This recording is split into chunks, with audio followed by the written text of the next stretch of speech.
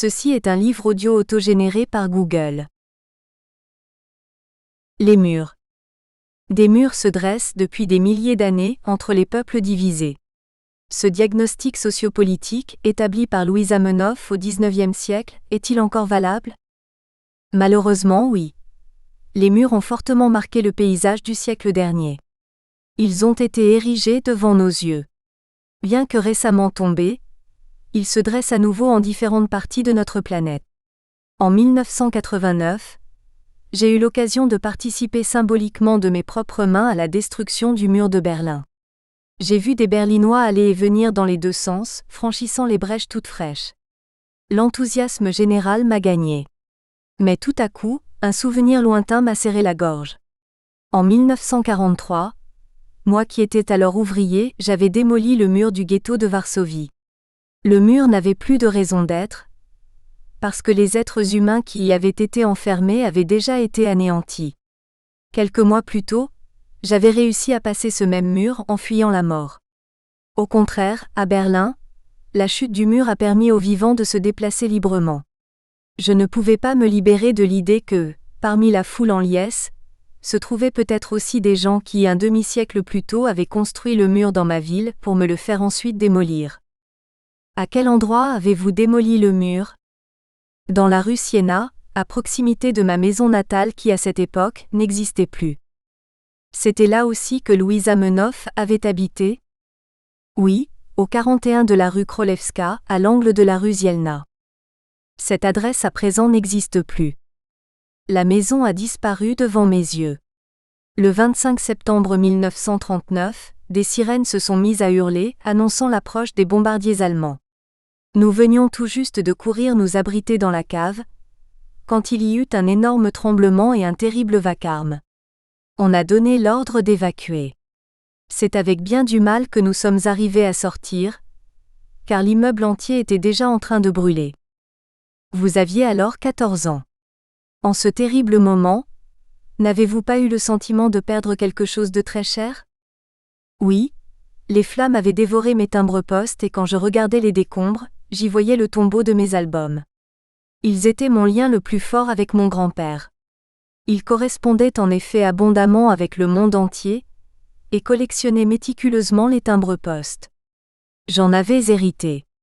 Chaque dimanche, j'avais le droit de dormir un peu plus longtemps et de prendre le petit déjeuner au lit. J'avais alors l'habitude d'examiner mes timbres. Je découvrais ainsi de nouveaux mondes.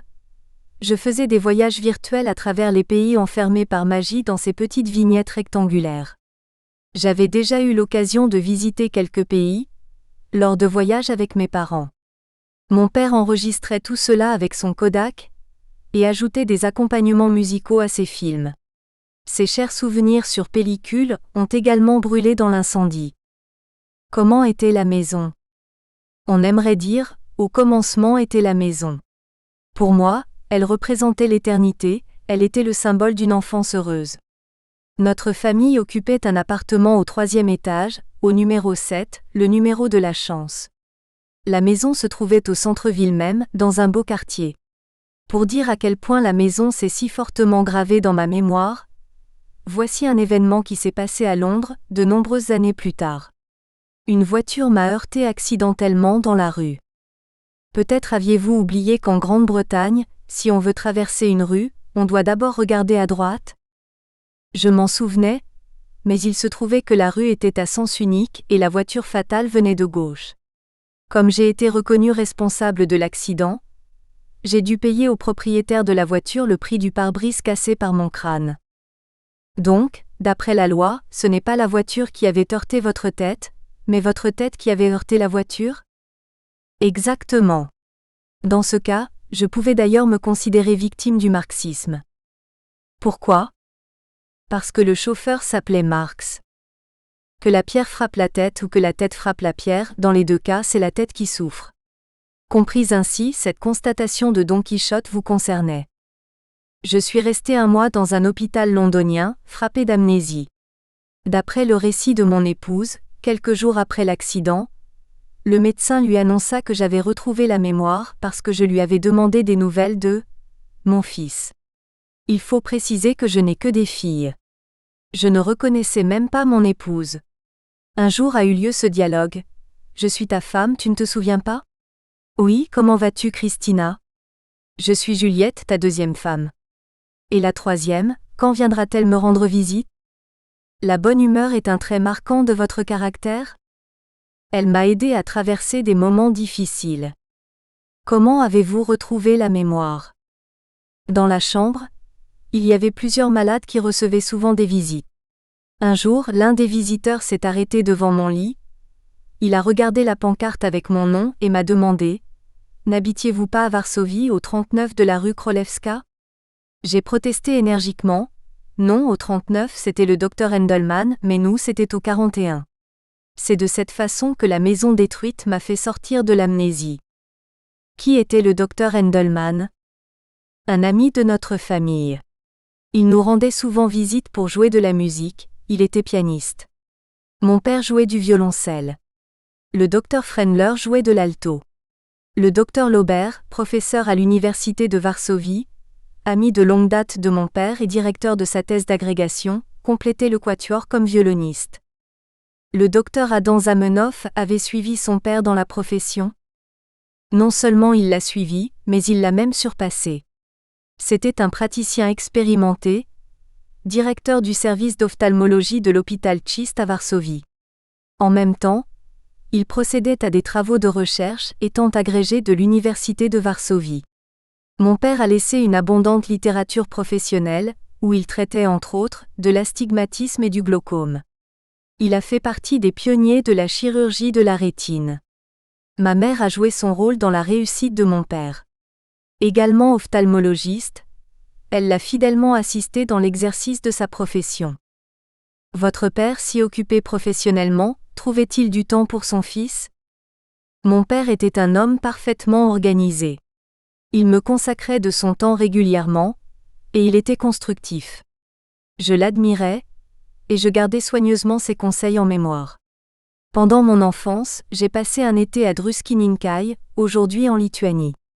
Les vacanciers qui y venaient avec leurs enfants avaient l'habitude de les laisser à la charge d'éducateurs professionnels. J'avais alors 6 ans, je n'avais donc plus l'âge du jardin d'enfants mais je n'allais pas encore à l'école. Mes parents m'ont fait admettre au sein d'un groupe de vacanciers, dans lequel j'étais le plus jeune et le plus faible. Cela me semblait être une injustice. Mon père m'a convaincu par une seule phrase. Il vaut mieux être faible parmi les forts et essayer de les égaler plutôt que d'être fort parmi les faibles et se reposer sur ses lauriers. Cette devise a souvent dirigé ma vie. Mon père est resté dans ma mémoire, comme l'un des protagonistes de mon enfance heureuse à Varsovie.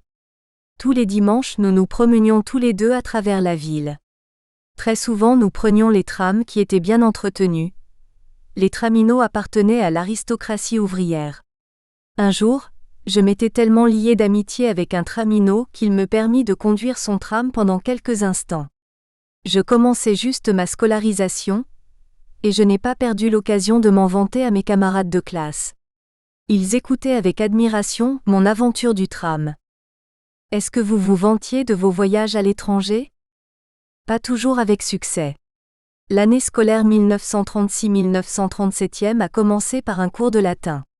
Le professeur Esmanowski voulait savoir comment nous avions passé les vacances. J'ai tout de suite essayé de me rendre intéressante avec mon voyage à Rome, qui datait quand même de l'année précédente. Le professeur, fanatique de culture antique, a réagi aussitôt. Avec émotion, il m'a demandé mes impressions, mais devant mes réponses plutôt vagues, il a fait de la main un geste d'impuissance et résigné, il a déclaré « Voilà un imbécile qui est allé à Rome. Alliez-vous à l'étranger pour participer aux congrès mondiaux d'espéranto ?» En fait, les congrès étaient le but essentiel de mes tout premiers voyages. Pour y aller, j'avais même consenti à apprendre l'espéranto. Ce n'était pas parce que votre grand-père l'avait créé? Qu'est-ce que cela aurait pu signifier pour le gosse que j'étais? D'ailleurs, mon grand-père était décédé 8 ans avant ma naissance. C'était seulement les timbres-poste qui me liaient à lui. Mes parents, eux, parlaient l'espéranto, mais ils ne m'ont jamais obligé à l'apprendre. Cependant, en 1934, ils m'ont promis de m'emmener au Congrès mondial à Stockholm, à condition que je parle la langue internationale. Leurs arguments étaient ceux-ci. Pourquoi aller à un congrès d'espéranto si on ne connaît pas cette langue? J'avais alors 9 ans et mon propre sens de l'honneur. En raison de ma méconnaissance de l'espéranto, j'avais perdu la face 1 an auparavant au cours d'un congrès national. On m'avait confié la mission de déposer des fleurs sur la tombe de mon grand-père et de dire quelques phrases apprises par cœur pour l'occasion. J'ai trébuché sur le début de mon texte en disant « À mon petit-fils bien-aimé ». Après avoir remarqué la bêtise, je me suis tue tout honteux. Un tonnerre d'applaudissements m'a permis de me ressaisir et de recommencer. « À mon grand-père bien-aimé ». Comment avez-vous finalement appris l'espéranto? Grâce à ma tante Lydia, l'espérantiste la plus passionnée de toute la famille. Ma tante était une femme charmante, pleine d'amour et de bonté.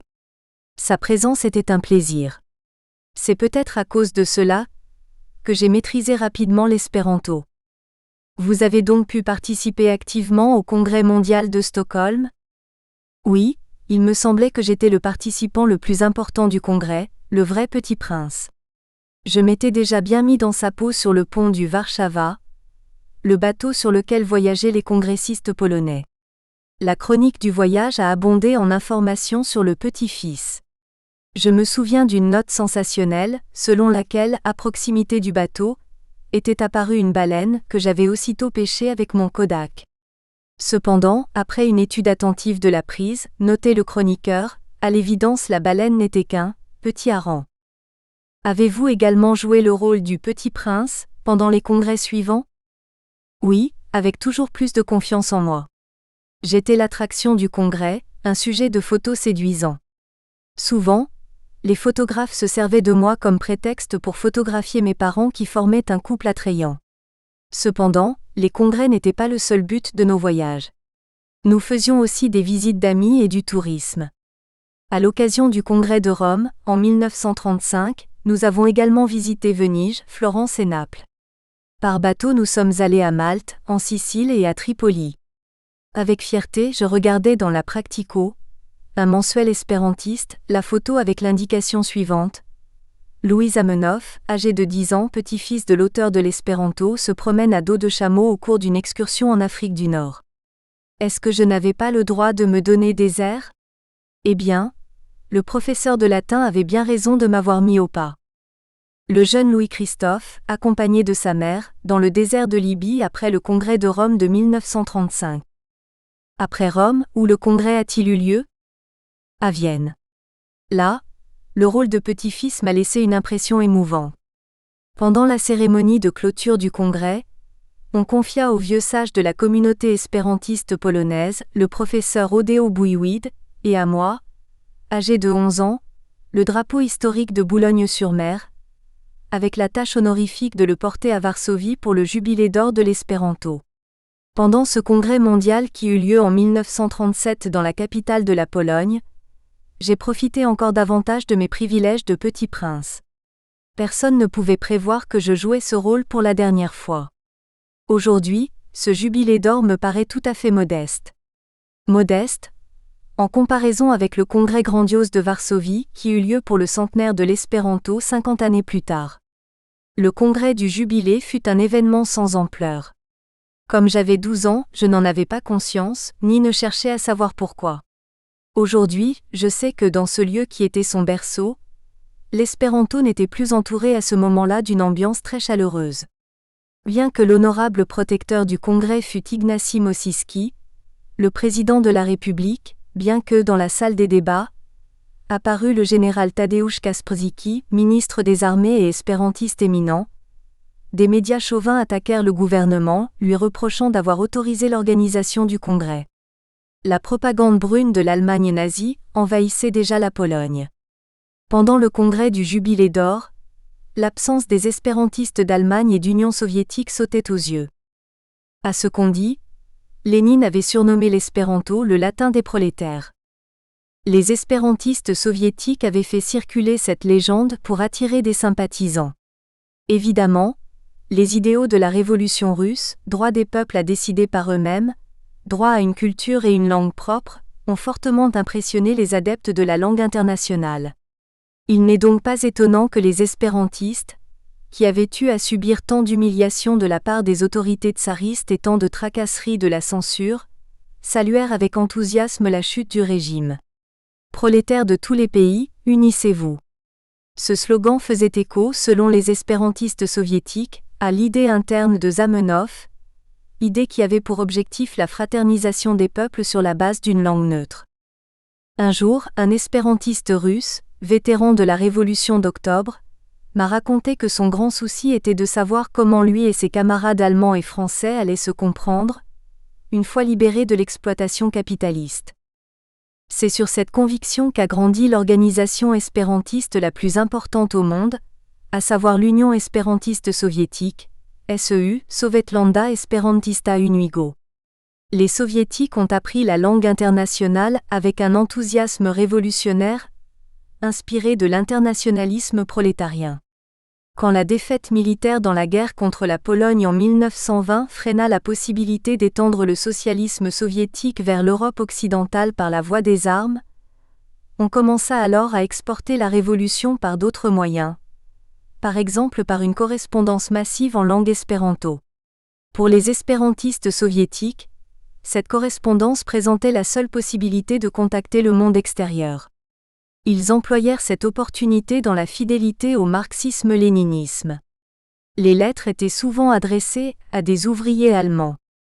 Il existait aussi des organisations espérantistes prolétariennes de niveau international. En 1921, pendant le Congrès mondial de Prague, un Français, Eugène Adam, connu sous le pseudonyme de LANTI, provoqua une scission entre les espérantistes révolutionnaires et l'Association mondiale d'espéranto. À bas la neutralité. Par cet appel, l'ANTI a fondé l'organisation prolétarienne et l'Association nationale mondiale, SAT, Senasieka Asocio Tu Monda. Se sont regroupés rapidement autour de lui 6000 espérantistes qui considéraient que l'UEA, par sa neutralité rigide, isolait le mouvement espérantiste des courants sociopolitiques du moment qui apportaient alors le progrès au monde. La SAT a reçu le soutien de Romain Rolland et de Henri Barbus, qui avaient surnommé l'espéranto l'ABC de l'internationalisme. Cependant, peu de temps après, le dirigeant de la SAT s'est mis à critiquer lui-même sévèrement le socialisme soviétique. Voici ce que l'ANTI a écrit en 1935 à propos de l'Union soviétique. Là-bas, les hommes sont exploités encore plus cruellement que dans d'autres pays. La plus-value, au lieu d'aller dans la poche des capitalistes, sert à faire vivre une bureaucratie nombreuse et parasite. Il n'y a aucune liberté de penser, aucun droit de se réunir, ni de créer des organisations dont l'objectif serait de critiquer les actions des dirigeants et de faire de la propagande pour un autre système de gouvernement. Aucun parti, en dehors du parti bolchevique, n'a le droit d'exister.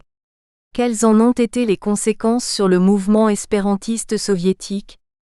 À cette époque, il y avait déjà une censure complète de l'information. Staline renforçait son pouvoir, l'idée de la révolution mondiale était devenue caduque, et avait été remplacée par la théorie de la construction du socialisme dans un seul pays. En pratique, voici ce que cela signifiait. Celui qui ne soutenait pas l'Union soviétique en devenait l'ennemi. Déjà, auparavant, la SEU s'était détournée de la SAT, et avait adhéré à l'Internationale espérantiste prolétarienne, créée à Berlin en 1932. L'Internationale avait organisé un important service de correspondance. Comment pouvait-on organiser un échange de lettres entre des travailleurs de divers pays, si le régime soviétique avait dressé des murs pour empêcher l'information de circuler? Mais ce régime avait inventé aussi le collectivisme. C'était une manière habile de faire passer les interdictions pour une forme de liberté. On a du mal à l'imaginer aujourd'hui, mais des clubs espérantistes ont correspondu collectivement. Les lettres étaient rédigées en groupe et lues en groupe. Un peu plus tôt, quelques espérantistes isolés avaient essayé de faire connaître la vérité sur l'Union soviétique dans leurs courriers personnels. Ils devinrent souvent les victimes de leur imprudence. Leurs correspondants étrangers croyaient au nouvel axiome stalinien. La lutte des classes devient de plus en plus âpre à mesure que progresse la construction du socialisme. Un beau paradoxe. Ce n'est pas pour leur logique que l'on croit au dogme. En fait, Les correspondants étrangers ont considéré les plaintes de leurs amis soviétiques comme une confirmation du nouveau dogme et ont transmis les lettres reçues aux instances compétentes de leur parti. C'est ainsi qu'a débuté la première phase de persécution contre des espérantistes soviétiques. Staline, à qui l'histoire a attribué de nombreux titres, s'est rendu également célèbre comme « le grand linguiste ». Ses déclarations relatives à la langue future de l'humanité faisaient autorité. Est-ce que cela concernait d'une manière ou d'une autre les espérantistes ? Dans le mouvement espérantiste, de par sa nature même, les membres compétents dans le domaine des langues n'ont jamais manqué. Le mouvement soviétique en regorgeait. Le dirigeant de la SEU, Ernest Drezan, appartenait aux pionniers de l'interlinguistique. C'était par ailleurs un homme politique éminent, qui a occupé des postes importants. En son temps, il a été secrétaire de Mikhaïl Kalinin, l'un des créateurs de l'Union soviétique. Évidemment, il s'est trouvé continuellement au centre de la bataille linguistique qui avait lieu en Union soviétique. Il faut souligner que les conceptions de Staline à ce sujet changeaient parfois radicalement, ce qui signifiait à chaque fois des victoires ou des défaites pour les écoles linguistiques, selon qu'elles soutenaient ou contredisaient les thèses du grand linguiste. Les opinions de Staline avaient rang d'oracle, voire de révélation. Les réfuter, c'était faire preuve d'hérésie. Une hérésie mérite un auto-da-fé ? Dans l'Union soviétique de Staline, les hérétiques recevaient le titre d'espions, de trotskistes ou autres qualificatifs du même genre, et ils étaient exécutés en secret. C'est ce qui est arrivé aux scientifiques du front linguistique, qui ont été définitivement vaincus dans la bataille linguistique. Ernest Drezan a commis l'erreur de soutenir les frontistes, et il a partagé leur destin. Dans la même charrette que les espérantistes soviétiques ? Oui, bien que cet aspect scientifico-religieux du problème n'ait pas eu, selon moi, une signification décisive. Il n'y a jamais eu d'accusation concrète contre le mouvement espérantiste en Union soviétique. On a seulement entendu l'adjectif « cosmopolite ». Les espérantistes soviétiques ont atterri dans l'archipel du Goulag, indépendamment de toute théorie linguistique. Ils étaient victimes de la pratique politique. On a pu acquérir certains documents du NKVD, le ministère de la Sûreté de l'État à cette époque, qui qualifiait les adeptes de l'espéranto d'ennemis du peuple, pour une raison toute simple. Ils avaient des relations épistolaires directes avec l'étranger. On n'a même pas tenu compte qu'à partir d'un certain moment, les lettres avaient été écrites et lues collectivement. Les contacts en eux-mêmes suffisaient. D'ailleurs, pour le même motif, on exécutait également des philatélistes. Des espérantistes ont utilisé la langue internationale pour répandre les idées du socialisme, et comme récompense, ils ont trouvé la mort dans le pays du socialisme. Quel terrible paradoxe! L'année 1937 fut une année de paradoxes dramatiques. Ce fut celle du jubilé d'or de l'espéranto à Varsovie, mais aussi celle de l'exécution massive des espérantistes soviétiques et elle suivait l'interdiction définitive de la langue internationale en Allemagne. Où le congrès mondial suivant eut-il lieu ? À Londres en 1938, mais mes parents ont décidé de ne pas s'y rendre. Pour atteindre la Grande-Bretagne, il fallait traverser l'Allemagne. On n'avait pas encore l'habitude de voyager en avion. Dans l'Allemagne de cette époque, l'activité espérantiste était déjà illégale. Traverser ce pays pour aller à un congrès d'espéranto était un risque. De quoi le régime nazi accusait-il les espérantistes ? Adolf Hitler avait au sujet de l'espéranto une opinion tout à fait claire. L'origine ethnique de son auteur l'avait convaincu.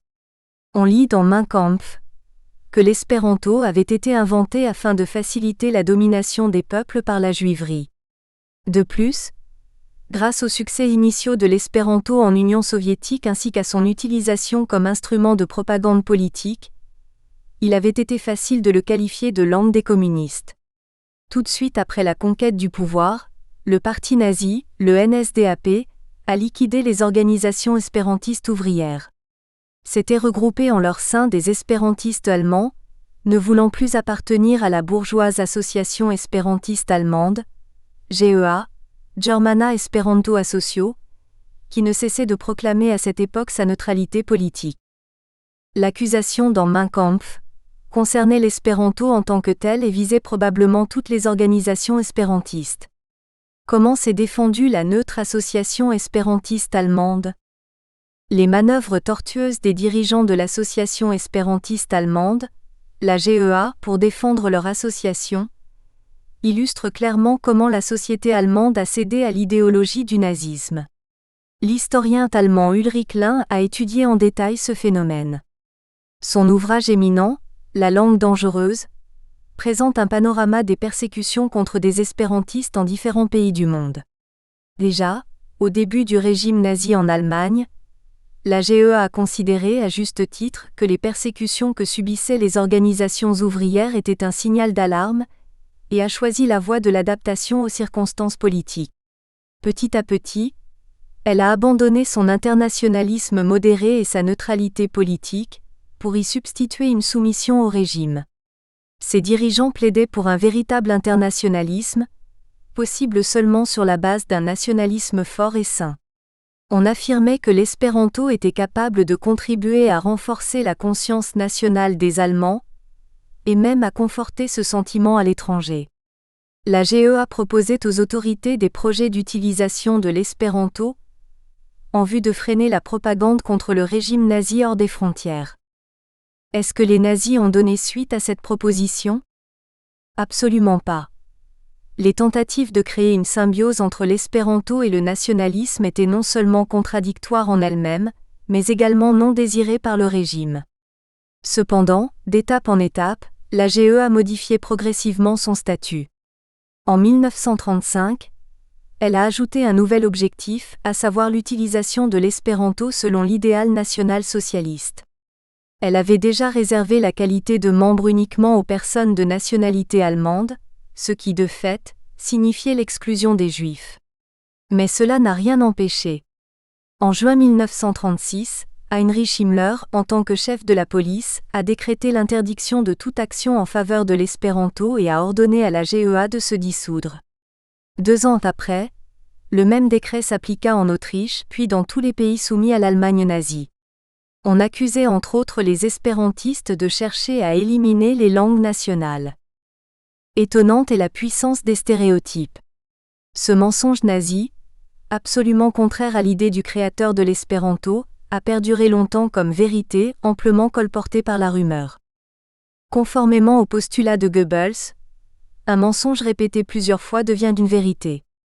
D'ailleurs, le responsable de la propagande du régime hitlérien avait recommandé la modération en ce qui concernait la liquidation du mouvement espérantiste, pour ne pas créer l'impression qu'en Allemagne, même de telles organisations étaient persécutées. On a su que l'ennemi principal de l'espéranto était le responsable du bureau central de sûreté du Reich, à savoir Heydrich.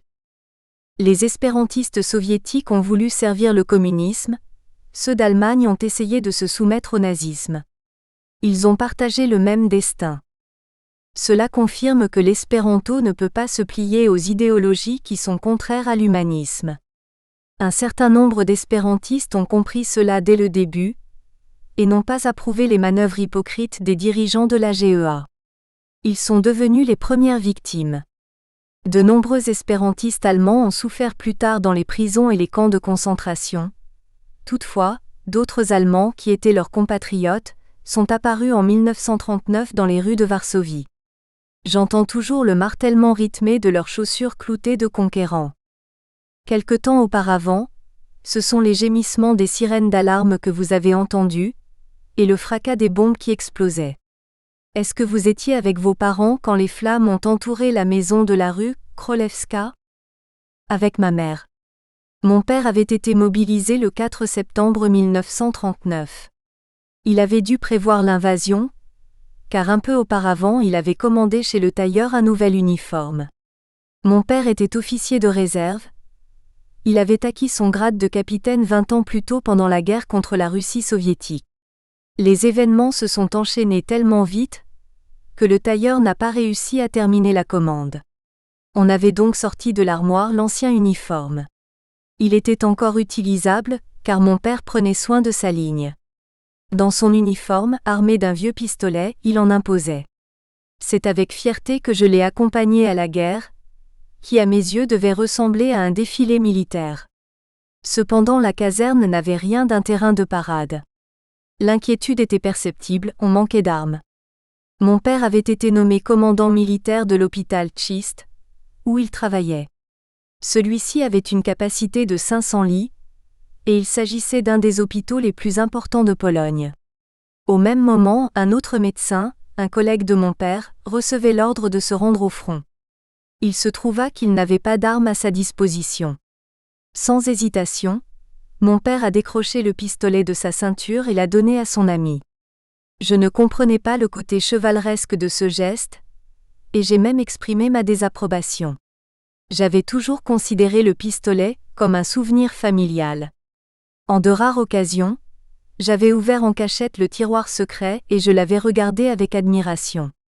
Finalement, j'ai fait mes adieux à mon père. Il s'est rendu à son poste militaire à l'hôpital, et je suis rentré à la maison, rue Królewska. Peu de temps après, la ville commençait à subir les bombardements. Sirènes d'alarme, explosions, incendies, tout cela devint le lot quotidien. De plus en plus souvent, on manquait d'électricité, d'eau et de nourriture. Dans ces moments, je m'en souviens avec émotion, des patients de mon père se présentaient à la maison, soit le boulanger, soit le boucher, qui apportaient de quoi manger. Finalement, la journée fatale du 25 septembre est arrivée. Nous nous sommes échappés de la cave de notre maison en flammes, et nous avons cherché refuge dans l'abri le plus proche, rue Kredytowa. Curieuse coïncidence. Moi aussi, lorsque j'étais bébé, j'ai vécu le bombardement dans ce même abri. Je le sais par les récits de ma mère et de mon frère aîné.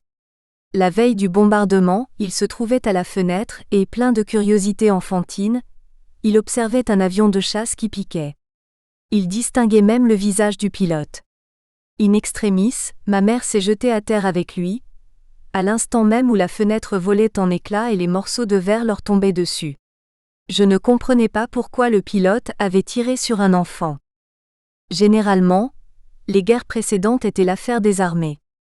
La Deuxième Guerre mondiale fut une guerre totale. La notion de civil ne comptait plus. J'ai vu à Varsovie des cadavres, des blessés, des flammes et des ruines. Des foules de sans-abri cherchaient un toit. Ma mère et moi nous sommes réfugiés chez l'oncle Henrik et la tante Janina, qui habitaient rue Foch, aujourd'hui rue Molière, dans le quartier de l'Opéra. Début octobre 1939, les soldats allemands sont entrés à Varsovie. L'occupation ainsi commencée a duré plus de 5 années, les années les plus sombres de l'histoire millénaire de la Pologne. En quoi l'occupation a-t-elle consisté à ses débuts ? Elle a démarré par la chasse aux intellectuels. Il faut noter que l'arrivée de l'armée victorieuse, la Wehrmacht, avait été suivie de celle des bureaucrates civils ainsi que des unités spéciales de police, Einsatzgruppen der Sicherheitspolizei NDSD, dans le but d'organiser une structure administrative allemande dans les territoires occupés et de les nettoyer d'ennemis potentiels de l'Allemagne. Des scientifiques, des artistes, des administrateurs, des prêtres, des enseignants furent massivement arrêtés selon une liste qui avait dû être préparée à l'avance. Parmi les personnes arrêtées en premier, se trouvait mon père. La police vint l'appréhender à son hôpital le 4 octobre 1939. A-t-il été arrêté comme officier polonais et médecin ? Ou bien parce qu'il était le fils de l'inventeur de l'espéranto ? Probablement pour cette dernière raison. Sans doute la famille Zamenhof se trouvait-elle sur une liste spéciale car le même jour, les fonctionnaires du SD, le service de sécurité, arrêtèrent à différentes adresses toutes les personnes qui portaient ce nom. Ma mère, ainsi que mes tantes Zofia et Lydia furent appréhendées en ville. Moi, on m'a trouvé chez la tante Janina. J'étais grippée, couchée avec la fièvre. Un officier du SD, qui portait un bonnet orné d'un crâne et de tibia, est entré dans la pièce. Ce fut ma tante, si je me souviens bien, qui avertit le policier qu'elle soupçonnait un cas de typhus. Soudain, le brave officier fut pris de panique à l'idée de la contagion. Il quitta aussitôt la chambre et décida d'arrêter à ma place mon oncle le docteur Henrik Mink, qui par malchance rentrait à la maison à ce moment-là. Les noms n'étaient pas identiques, mais le nombre de personnes arrêtées correspondait à la liste. Le fonctionnaire bête et obéissant avait rempli sa tâche. « Êtes-vous resté seul ? » ?»« Non, avec la tante Janina qui sanglotait. J'avais 14 ans et on m'avait toujours dorloté. À présent, il me fallait mûrir et prendre des initiatives. Je décidai d'abord de contacter le professeur Laubert, que j'avais considéré jusqu'alors comme un ami de famille et qui, dans mon esprit, en tant qu'Allemand d'origine, était bien placé pour pouvoir intervenir auprès des nouvelles autorités. Comme je l'ai déjà mentionné, il avait piloté la recherche scientifique de mon père et joué de la musique dans notre orchestre familial. Je dus cependant déchanter, le professeur, en bon allemand, refusa son aide aux Juifs. L'arrestation des membres de la famille Zamenhof était-elle une conséquence des rapports entretenus par le régime nazi avec l'espéranto? Il n'existe qu'un seul document sur cette affaire.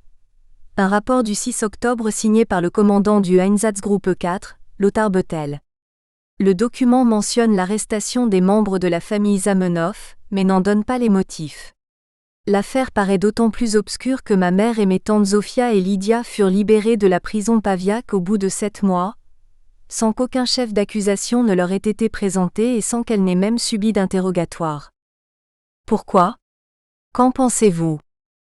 Il y a eu des changements de personnel parmi les autorités d'occupation, à Varsovie. Bethel a été remplacé par un certain Messinger qui, vraisemblablement, en l'absence d'instructions claires, a considéré cette affaire comme négligeable, d'autant plus que des solutions radicales étaient déjà en préparation. Wanda, Sofia et Lydia Zamenhof ont été libérées, mais ni Adam ni son beau-frère Henry. C'est pourquoi on pourrait croire que mon père avait été arrêté, non seulement à cause de son nom, mais aussi pour des raisons sociales ou politiques. Depuis son poste militaire à l'hôpital, il a été emmené directement à la prison d'Anilowiczowska. Dès que je l'ai su, je lui ai apporté de la nourriture et des vêtements. Le contact personnel était strictement interdit, on n'acceptait que les colis une fois par semaine. Le 2 février 1940, on a refusé de prendre mon colis. Quelques jours plus tôt, le 29 janvier précisément, les forces d'occupation avaient organisé une exécution massive dans la forêt de Palmyry, proche de Varsovie. Il s'agissait de représailles suite à un attentat perpétré par des résistants sur un SS de haut rang. 50 personnes furent fusillées. La majorité d'entre elles avaient été raflées au hasard dans les rues. On avait complété le nombre par des prisonniers, afin que le total de victimes fût conforme à celui de l'annonce publique, le Bekannmatchung. Mon père et mon oncle en firent partie. Ma mère et ma tante Janina ont cherché en vain des traces de leurs époux. Le président du conseil communautaire, Adam Tcherniakov, en fait mention dans ses mémoires. Est-il possible d'identifier l'endroit où a été enterré votre père? Le cimetière de Palmyry se trouve dans la vieille forêt de Campinos, au nord de Varsovie. S'y dressent des milliers de croix en béton, un spectacle bouleversant. Seules quelques-unes portent le nom des victimes. Les tombes, pour la plupart, contiennent des victimes anonymes.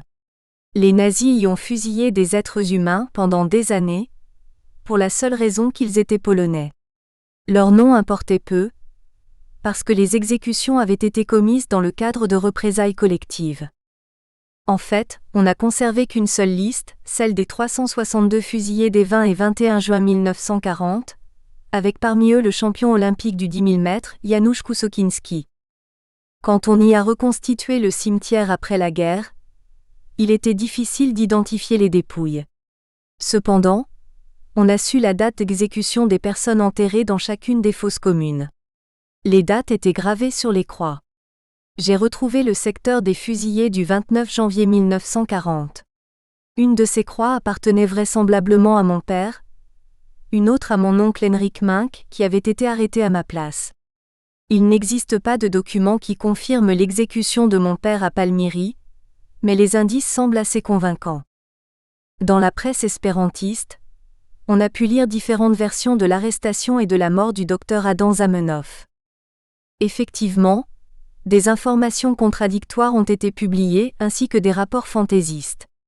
On y disait par exemple que les fonctionnaires de la Gestapo qui étaient venus arrêter mon père portaient des blouses blanches et parlaient espéranto. On a même abusé de mon nom pour rendre vraisemblables ces pures inventions, comme dans l'article « Visite chez le petit-fils de Zamenhof ». Son auteur a écrit qu'il m'avait rendu visite à Varsovie, en 1959, à l'occasion du Congrès mondial d'espéranto. En fait, à cette époque, je me trouvais à Paris. Au début d'octobre 1939, vous, le gamin de 14 ans, avez dû faire face seul à des circonstances absolument nouvelles. Comment viviez-vous? Vivre voulait dire manger. Alors que je n'avais connu auparavant aucun souci de ce genre, je devais non seulement subvenir à mes besoins, mais également porter de la nourriture dans les 2 prisons, Pawiak et Danilowiczowska, où se trouvaient respectivement ma mère, les tantes et mon père. C'est alors que j'ai appris le sens du mot « homme » et celui du proverbe « c'est dans l'adversité que l'on connaît ses amis ». J'ai rencontré de l'aide désintéressée, mais aussi de l'indifférence totale et même de l'hostilité, comme ce fut le cas avec le professeur Laubert. Des désagréments m'arrivèrent également au collège. On y avait nommé un nouveau directeur en la personne de M. Gerhard, jusqu'alors professeur d'allemand et qui s'avéra être un Allemand. Il m'inscrivit dans la liste des Juifs, qui n'avaient plus le droit d'assister aux cours. Bientôt l'interdiction fut caduque, car l'occupant ordonna la fermeture de tous les collèges et des universités polonais, mettant ainsi en œuvre une nouvelle politique pour l'Europe de l'Est, où il ne fallait en aucune manière autoriser un enseignement trop poussé. Il suffisait d'enseigner la signification des poteaux indicateurs. Pendant combien de temps avez-vous arrêté vos études? Quelques mois seulement. Dans le pays occupé, on avait organisé un système d'enseignement clandestin. J'adhérais au cercle d'études secrets du collège privé Spojnia. En juin 1942, alors que j'habitais déjà dans le ghetto, je réussis l'examen de fin d'études et reçus un diplôme clandestin de baccalauréat. Zdzisław Libera, diplômé frais et moulu de l'université de Varsovie, qui y devint d'ailleurs professeur après la guerre, m'enseigna alors la littérature polonaise. À partir de quand avez-vous habité dans le ghetto? Qui était obligé d'y aller? Tous ceux qui devaient porter le brassard avec l'étoile de David, donc tous ceux qui avaient été répertoriés auparavant comme étant des Juifs. Le recensement eut lieu à la fin d'octobre 1939. Le 1er décembre 1939, on annonça l'obligation de porter l'étoile. Ceux qui refusaient risquaient la peine de mort. À quoi ressemblait ce brassard? Au drapeau actuel d'Israël, une étoile bleue à 6 pointes sur fond blanc. Est-ce que les brassards furent distribués au cours du recensement? Non, chaque personne enregistrée devait l'acheter. L'obligation pressante de porter le brassard entraîna toute une industrie et un commerce de cet article. Sur quels critères se faisait la sélection? Les critères principaux étaient le nom et d'autres indications portées sur les documents personnels. En plus de cela, une grande majorité de Juifs se distinguaient du reste de la population polonaise, non seulement par des noms d'origine allemande, mais aussi par une langue, une religion, une manière de vivre et un aspect extérieur particulier, c'est-à-dire des vêtements et une coiffure caractéristiques. Le signe distinctif le plus important de la judaïté était la circoncision. Les Juifs, en Pologne, n'ont jamais caché leurs particularités ethniques et culturelles. Ils vivaient ainsi depuis des centaines d'années. À ce moment-là non plus, ils n'ont pas ressenti le besoin de changer leur comportement. Il me faut ajouter qu'avant la Deuxième Guerre mondiale, plus de 3 millions de Juifs vivaient en Pologne. Ils constituaient la plus importante communauté juive au monde, un quart de toute la diaspora. Les Juifs polonais habitaient surtout en ville. Rien qu'à Varsovie vivaient 300 000 Juifs, davantage que dans toute la Grande-Bretagne. Le quartier Muranów de Varsovie était la plus grande ville juive au monde après New York. La particularité fortement marquée de la communauté juive a facilité la réalisation des plans de génocide nazi. La famille Zamenhof ne se distinguait-elle pas parmi la majorité des citoyens polonais? Ni notre manière de vivre, ni nos vêtements en fait, ne distinguaient notre famille, mais notre nom généralement connu indiquait notre origine. Je ne pouvais ni ne voulais cacher mes racines. D'ailleurs, personne ne pouvait supposer que la révélation de renseignements personnels authentiques, au cours d'une enquête officielle de routine, équivalait à un verdict de mort dans un futur proche. En outre, les papiers d'identité personnelle dans la République polonaise de l'époque portaient la mention « confession religieuse ». L'agnosticisme n'était pas reconnu par les autorités. Donc, celui qui n'était ni catholique, ni protestant, ni orthodoxe se voyait systématiquement attribuer dans sa pièce d'identité la confession juive. Cela a servi aux nazis comme indication supplémentaire pendant le recensement. Celui qui portait le brassard perdait toute chance de survie? Finalement, je n'ai pas perdu la vie, et bien d'autres non plus. Cependant, en général, les gens agirent trop tardivement pour sauver leur vie. Quand les instances d'occupation commencèrent le recensement, absolument personne ne supposait que l'étape suivante serait le ghetto. Même quand les ghettos furent surpeuplés à fond, personne n'imaginait encore l'Holocauste. En effet, il n'y avait pas de précédent dans l'histoire de l'humanité. L'ordre de porter un brassard avec l'étoile bleue était considéré comme une tracasserie de plus, gênante mais supportable. Et même beaucoup de Juifs l'arboraient avec fierté. D'ailleurs, la terreur touchait toute la population polonaise. Dans la première phase de l'occupation, les nazis exécutèrent massivement les citoyens polonais sans tenir compte de leur nationalité. Moi-même j'aurais pu acquérir beaucoup plus tôt une fausse carte d'identité, mais à cette époque-là il me semblait inutile de prendre de tels risques.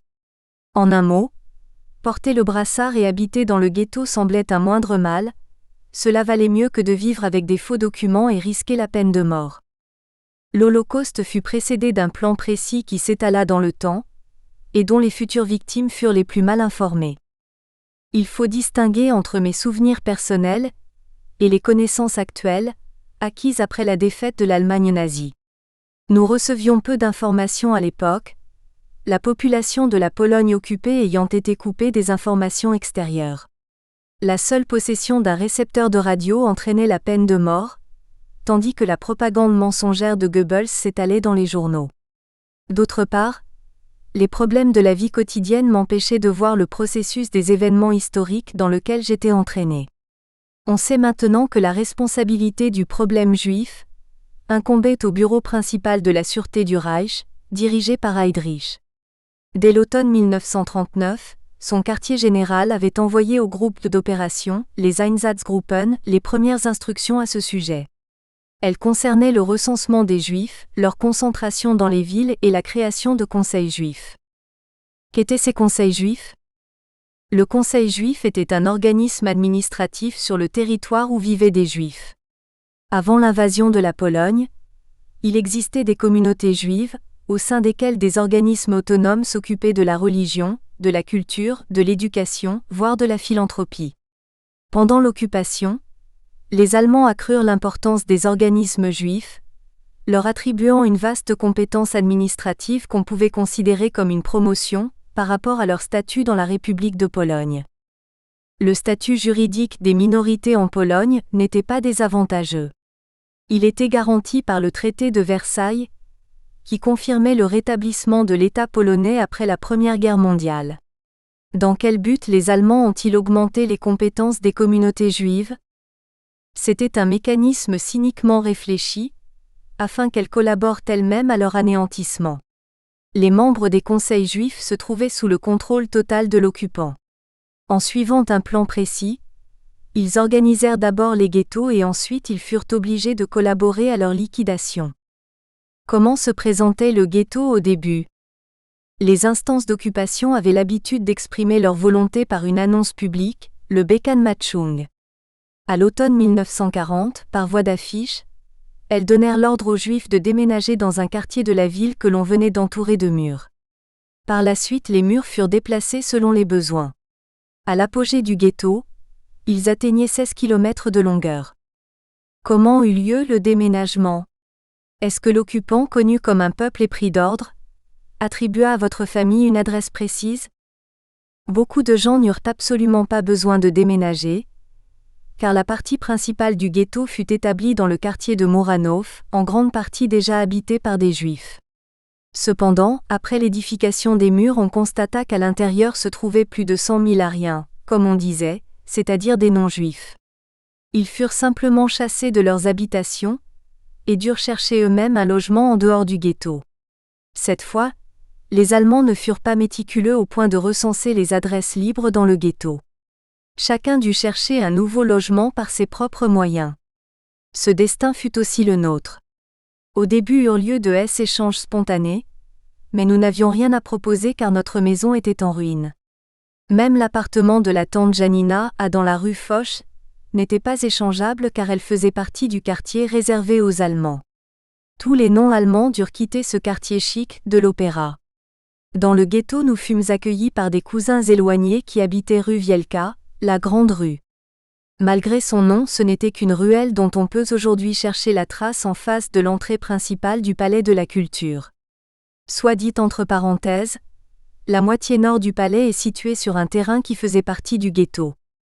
Dans ce petit appartement s'entassaient 11 personnes. Heureusement, nous n'y sommes pas restés longtemps. Où avez-vous déménagé? Vous ne me croirez pas? Au presbytère de l'église catholique de la Toussaint sur la place Gribowski. Le curé de la paroisse, Marceli Godlewski, nous avait invités à nous y installer. Y avait-il des églises catholiques à l'intérieur du ghetto? Une minorité de juifs polonais étaient convertis à d'autres confessions. Par exemple, le poète espérantiste Léo Belmont était protestant. Les catholiques ne manquaient pas non plus. Cependant, les nazis ne s'intéressaient pas aux confessions des juifs, ils avaient leurs propres critères très larges sur la race juive, et c'est sur ce critère qu'ils envoyaient les gens au ghetto et non pas selon leur confession. La paroisse de la Toussaint ne fut pas liquidée, même si ses paroissiens avaient changé. Est-ce que ses prêtres avaient changé aussi? Restait le curé Marceli Godlewski et un vicaire, Antoni Sarnecki. Les autres prêtres avaient été chassés. Nous avons déménagé, à l'invitation du curé, dans un des logements rendus ainsi disponibles. Pourquoi est-ce justement vous qui l'avez invité? En cette époque troublée, je n'ai jamais eu l'idée de poser la question au père Godlewski. On n'avait pas le temps de réfléchir, il fallait vivre, tout simplement vivre. Maintenant j'en suis réduit aux conjectures. Sans doute le but du prêtre était-il de venir en aide à des familles connues. Dans la pièce voisine logeait la famille du professeur Ludwig Hirschfeld, éminent hématologue. En 1910, celui-ci avait élaboré, avec le professeur Emil Dungern de l'université de Heidelberg, la théorie et la nomenclature des groupes sanguins qui est encore en vigueur actuellement. Il était en même temps épidémiologiste et bactériologue de renom. Il avait découvert la salmonelle C, la bactérie responsable d'une des variétés de la fièvre typhoïde. Dans d'autres appartements furent logés un laryngologue connu, le docteur Weinkippe avec sa famille, ainsi que maître Nowogrodzki qui devint après la guerre un avocat célèbre. Dans le nouveau logis, ma mère et moi occupions une pièce, l'autre était occupée par ma grand-mère et ma tante Janina. Dans la troisième logeait la deuxième sœur de ma mère, Irena, avec son époux Jerzy Nisenson. Il avait fui la Pologne orientale envahie par l'armée soviétique en septembre 1939. Avant la guerre, mon oncle était procureur de la République et en cette qualité il lui arrivait d'accuser des communistes. Il a fui les soviétiques pour mourir plus tard de la main des nazis. Le père Godlewski vous considérait-il comme catholique? Le professeur Hirschfeld était converti, mais je ne suis pas certain que c'est à cela qu'il devait sa présence au presbytère. Le prêtre ne nous a jamais posé de questions au sujet de la religion. Par la suite, j'ai appris qu'il avait délivré des certificats de baptême à tous ceux qui lui en avaient fait la demande. Ce n'était pas un gage de sécurité, mais cela éveillait un espoir et parfois inspirait le désir de prendre son sort en main. Comment était ce prêtre? C'était un homme de grande taille aux cheveux gris et au visage rond qui rayonnait de bonté. J'ai été surpris d'entendre dire qu'avant la guerre, il était connu pour son antisémitisme. Dans le ghetto, il faisait tout ce qu'il pouvait, vu les circonstances, pour aider les gens. Il s'occupait non seulement de ses locataires mais aussi, dans la mesure du possible, des autres habitants du ghetto. Beaucoup de gens ont fréquenté le presbytère pour une assiette de soupe chaude, aussi longtemps que cela a été possible. Parliez-vous avec le prêtre? Pas souvent. Souvenez-vous que j'étais un gamin. D'autre part, en tant qu'agnostique, je n'allais pas à la messe. Mais il y a un moment dont je me souviendrai toujours. Un jour, le prêtre m'attira vers lui et me caressa la tête. 40 années plus tard, en 1981, ma fille Anna et sa famille quittèrent la Pologne juste avant la proclamation de l'état de guerre. Au cours de son périple, la famille s'arrêta à Rome et assista, avec d'autres réfugiés, à une audience du pape Jean-Paul II. À ma petite fille Clémentina, qui avait à peine 2 ans, on avait expliqué à voix basse que le pape allait arriver. Quand Jean-Paul II entra dans la salle d'audience, Clémentina s'écria « Papier ». Papier. Elle avait confondu les mots pape et papier, qui ont à peu près la même sonorité en polonais. Le pape se dirigea droit vers la petite, la prit dans ses bras et lui caressa la tête. Lorsqu'Anna me raconta l'aventure du Vatican, je me souvins du geste du père Godlewski. Je pris conscience que cet homme méritait une haute considération non seulement pour sa noblesse, mais aussi pour sa sagesse. C'était bien le héros de la réconciliation des hommes, par-delà leur confession. C'est cette idée que défendait aussi mon grand-père. J'y ai fait allusion en m'adressant au père Godlewski, sur sa tombe que j'ai trouvée dans le cimetière Powązki à Varsovie plusieurs années plus tard. Quand le père Godlewski est-il décédé ? À Noël 1945. Il a été curé de la paroisse de la Toussaint, du début de la Première Guerre mondiale jusqu'à la fin de la Seconde. Son église fut endommagée une première fois par le même bombardement qui détruisit notre maison toute proche. Lors de l'insurrection de Varsovie, elle fit partie des retranchements qui furent le plus longtemps défendus. Les insurgés y résistèrent du 1er août 1944 à la fin du mois de septembre. Pour finir, la plus grande église de Varsovie se transforma en une montagne de décombres. Comment vous sentiez-vous au presbytère ? Je l'appelais l'oasis de tous les saints. Dans le ghetto, on logeait dans des conditions de misère. Les gens vivaient incroyablement entassés.